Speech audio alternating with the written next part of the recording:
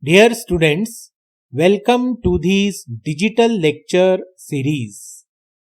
Today we are going to see another important topic in relativity, and that is the relativistic mass.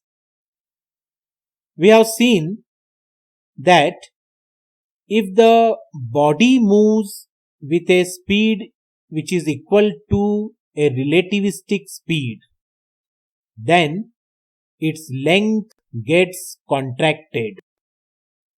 If an event occurs in a certain frame of reference and that frame of reference is moving with a relativistic speed, then the time interval or the time of that event measured, it will be more.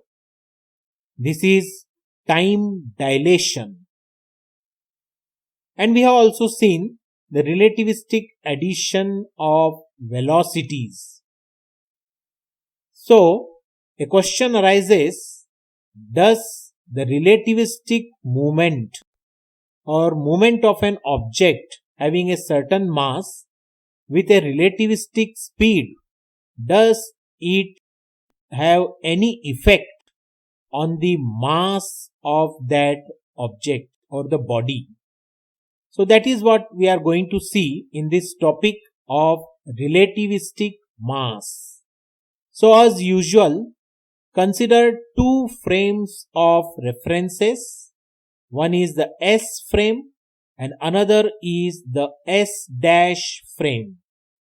At time t is equal to 0, the origin of both the frames coincide with each other, and the frame S dash is such that it is moving with a velocity v, constant velocity v, along the positive x-axis direction with respect to the frame S, which is stationary. Now, let a body be at rest in a moving frame S dash, and therefore the mass of the body, which is measured in the moving frame S dash, it is the rest mass or the proper mass, and it is denoted by m0. Remember that if an event has occurred in a particular frame, then that event or the time for that event in that frame, it will be proper time. On the same logic, we are assuming that if the body is at rest in the frame S dash, then the mass of the body which is measured in the frame S dash, it will be the proper mass or the rest mass, and it is denoted by m0. So, the body is in the frame of reference S dash, and its mass measured in the frame of reference S dash will be the proper mass. And if we take into consideration the mass of the same body but in the frame of reference S, then that mass will be apparent mass. So let the apparent mass of the body in the frame S be small m. This is the apparent mass. Now, let there be a small displacement delta y dash. Remember that the body is at rest in the frame of reference S dash. So let there be a small displacement delta y dash in the small time delta t dash along the y axis in the moving frame S dash. So displacement has taken place in the frame S dash. How much displacement? Delta y dash displacement in the time delta t dash, and the displacement is along the y axis. Now we use the relation that velocity is equal to displacement upon time. Therefore the velocity in the frame S dash, now it is given by Vy dash. This velocity in the frame S dash it is Vy dash, that is equal to delta y dash upon delta t dash, displacement upon time. Now we know that momentum is equal to mass into velocity. So hence the momentum of the body in the frame S dash, it is denoted by Py dash, it is equal to mass into velocity, and we know that velocity Vy dash is equal to delta y dash divided by delta t dash. So we get momentum Py dash, this is equal to m0 into delta y dash divided by delta t dash. This is our equation 1, and it gives the momentum of the body in the frame S dash. And remember that the body is at rest in the frame S dash, and it is having mass, rest mass m0. Now in the frame S, the same displacement of the body that is observed be delta y, and in the time delta t. The velocity of the body in the frame S, this is given by Vy is equal to delta y upon delta t. Velocity is equal to displacement upon time, and if we want to find the momentum of the body in the frame S, we know momentum is equal to mass into velocity. So momentum in the frame S is denoted by Py, and that is equal to m into Vy. Substitute the value of Vy. So m into delta y upon delta t gives the momentum of the body in the frame S. This is our equation 2. But now by Lorentz transformation, we know that y is equal to y dash. So delta y is equal to delta y dash. And by the time dilation equation, the apparent time is equal to proper time divided by under root of 1 minus v square upon c square. Now just remember that the body was at rest in the frame S dash. So if there is a displacement in the frame S dash, it will be a proper time, and the time which is measured in the frame S, it will be apparent time.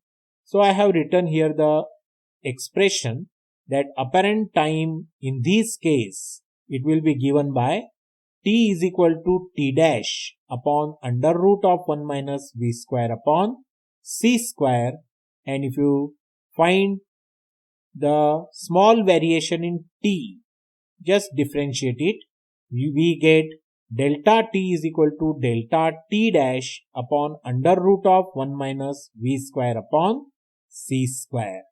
Now here I have given the explanation that here t dash is the proper time, and it is measured in the frame of reference S dash. And why it is a proper time? Because the body which we have considered, it was at rest in the frame S dash. So therefore t dash will be the proper time. Now what about the time, apparent time?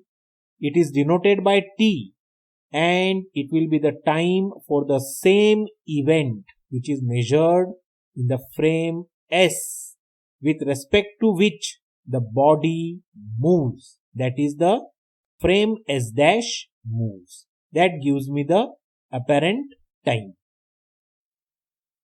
Now hence the momentum in the frame of reference S.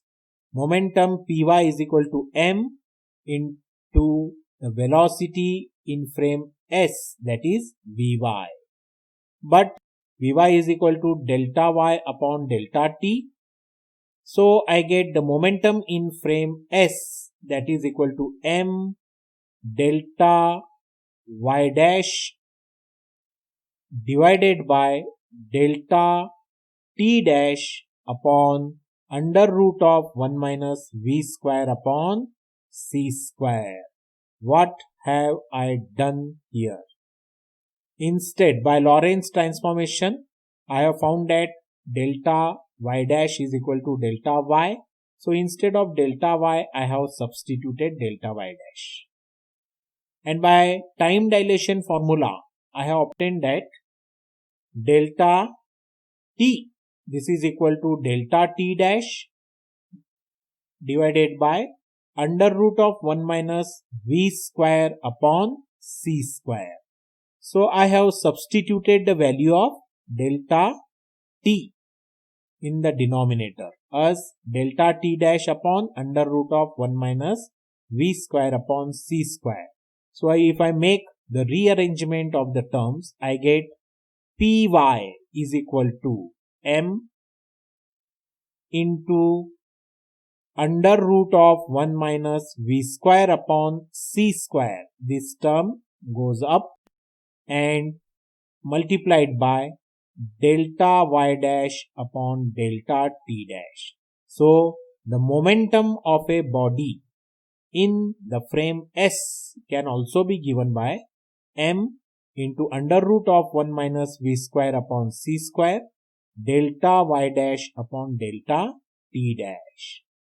Now in most of the examples in physics, you might have seen that momentum is such a quantity that it is conserved many times.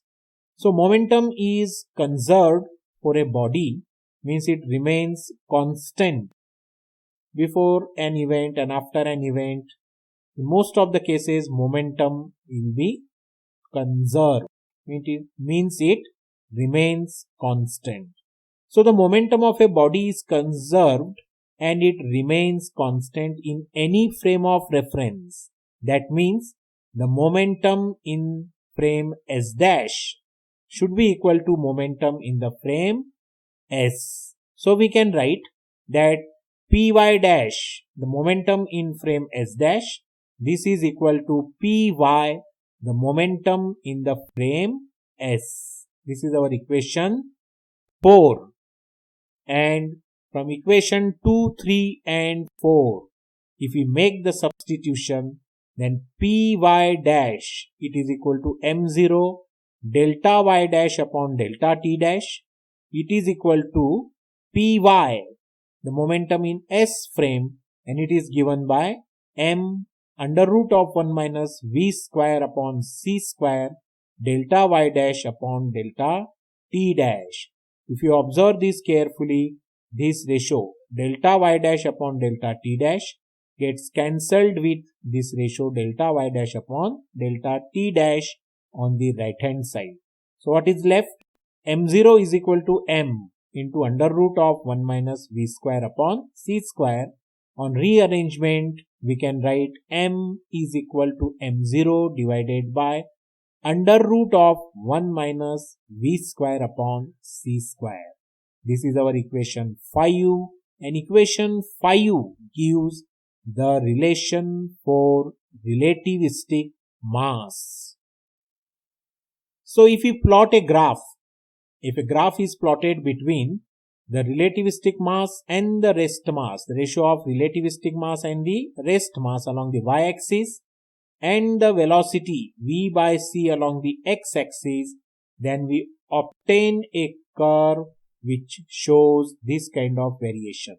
Here it is nearly same, and at 0.5 percentage of speed of light, here 20% means 0.2 into c, 40% means 0.4 into c.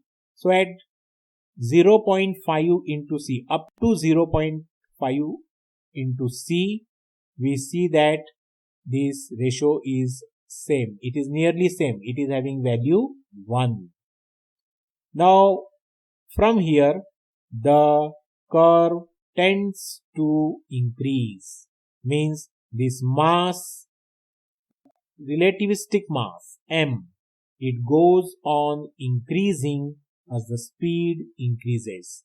This 60% means 0.6 into c.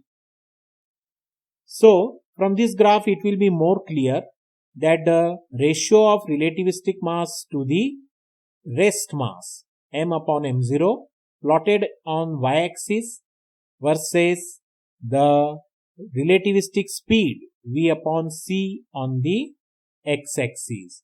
What do we observe here? From the graph, it is observed that up to v by c is equal to 0.5. So up to v by c is equal to 0.5, the value of m upon m0 is nearly 1. It means m is equal to m0.